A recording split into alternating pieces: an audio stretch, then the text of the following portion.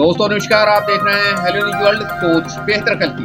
शुक्रवार को केंद्रीय मंत्री राव इंद्रजीत सिंह की अध्यक्षता में रेवाड़ी के सचिवालय सभागार में दिशा कमेटी की एक बैठक हुई, जिसमें केंद्र और हरियाणा सरकार की योजनाओं के सही क्रियान्वयन और जिला रेवाड़ी की समस्याओं को लेकर अधिकारियों के साथ समाधान पर विशेष बातचीत हुई।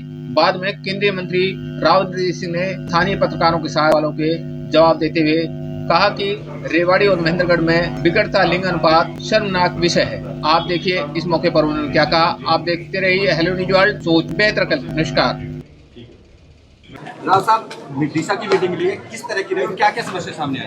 देखो, दिशा की मीटिंग हमने लोकसभा चुनाव के बाद पहली करी है।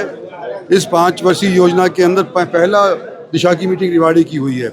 और जैसा कि आप लोगों को मालूम है कि दिशा की मीटिंग के अंदर जो केंद्र सरकार की स्कीम्स हैं सभी के ऊपर चर्चा करी जाती है।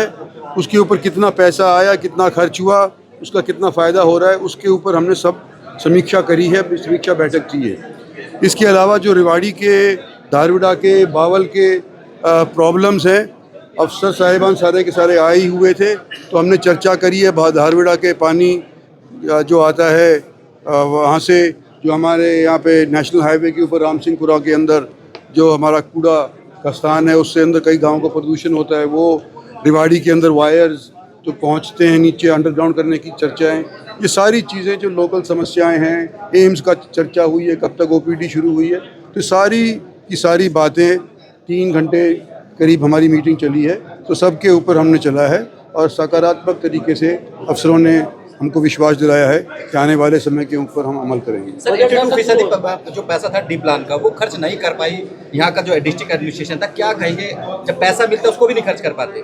देखो, हमारा इलेक्शन मोड रहा है पिछले 6-8 महीने से। पहले लोकसभा का चुनाव आया, उसके बाद विधानसभा का चुनाव आया, उसके बाद इकाइयों के चुनाव हुए, गुड़गांव के, मानेसर के और हरियाणा के अंदर अनेक जगहों के ऊपर। तो हो सकता है कि जो पॉलिटिकल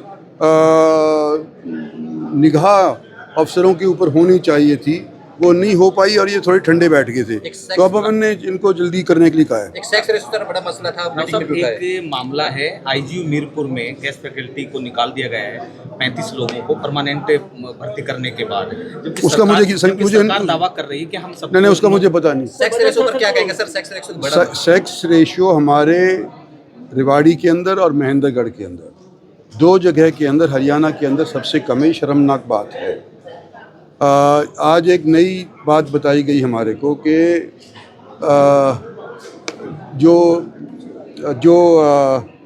एक बच्चा अगर किसी का पैदा हो जाता है इन तीनों ज़िलों के अंदर और वो अगर मेल निकलता है तो दूसरा बच्चा पैदा करने के लिए वो कपल तैयार नहीं होता, इसलिए मेल को तो रख लेते हैं और दूसरा बच्चा पैदा होने नहीं देते।